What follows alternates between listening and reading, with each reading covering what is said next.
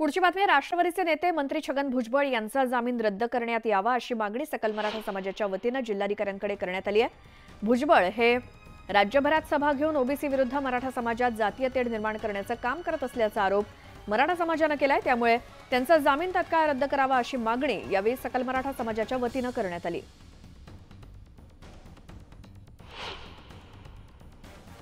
मोठ्या रीतीने सुप्रीम कोर्टातून महाराष्ट्र सदन घोटाळ्यातून जामीन मिळवलेला आहे।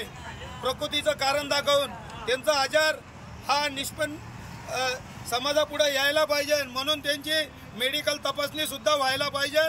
आणि ज्या वृत्तीने त्यांनी जामीन मिळवलेली आहे तब्येतीचं कारण दाखवून, पण ते एखादी चांगल्या माणसासारख्या जोरजोरात सभा घेत फिरतायत, दोन समाजात भांडण लावत फिरतायत। त्या कारणाने मराठा समाजाच्या वतीने आज त्यांची जामीन ही रद्द करण्याची राज्य सरकारकडे मागणी करत आहोत।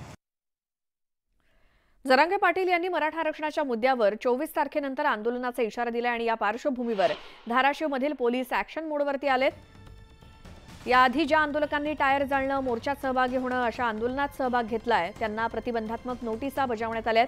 तसंच ज्यांच्याकडे ट्रॅक्टर आहे किंवा ट्रॅक्टर घेऊन जे लोक जाण्याची शक्यता आहे त्यांना देखील पोलिसांनी नोटीस पाठवली आहे। आंदोलन हिंसक झालं तर कठोर कारवाईचा इशारा पोलिसांनी दिलाय।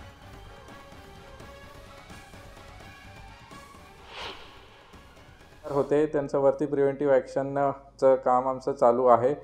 खास करून जे मागच्या आंदोलनामध्ये जे क्रिमिनल एलिमेंट्स हे आंदोलनामध्ये मिक्स होऊन जाळपोळ करणे, टायर जाळणे एक्सेट्रा हे केलेले आहे, त्यांच्यावरती प्रिव्हेंटिव्ह ॲक्शन आम्ही चालू केलेले आहे।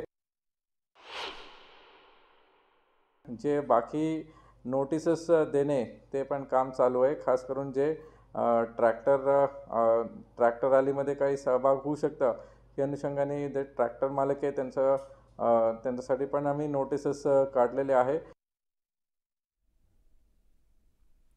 राष्ट्रवादीच्या अजित पवार गटाची आज मुंबईमध्ये बैठक होती आणि या राज्यस्तरीय बैठकीला सकाळी 10 वाजल्यापासून सुरुवात होती असं सांगण्यात येत आहे। निवडणुकीच्या पार्श्वभूमीवर होणाऱ्या बैठकीत विविध मुद्द्यांवरती चर्चा होणार असल्याची माहिती मिळाली आहे आणि या बैठकीला राज्यभरातील जिल्हाध्यक्ष आणि पदाधिकारी उपस्थित राहतील।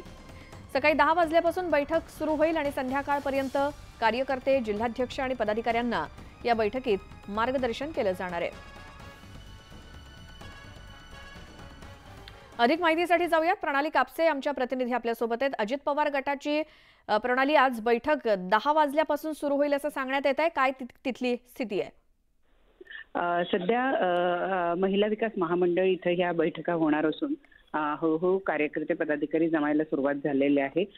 विविध ज्या राष्ट्रवादीच्या संघटना आहेत, म्हणजे युवक संघटना असेल किंवा महिला अध्यक्ष असतील, या इथे पोहोचलेल्या आहेत।